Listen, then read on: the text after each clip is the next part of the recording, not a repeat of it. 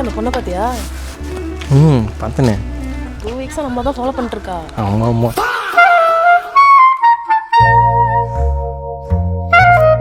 Propose பண்ண போகிற போல. ஆமாம்.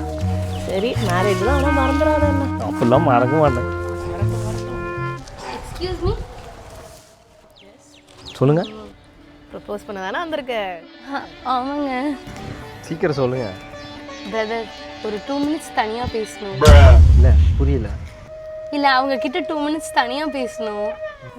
என்கிட்ட என்ன பேசணும்? I love you. சீக்கிரம் உங்க பதில சொல்லுங்க.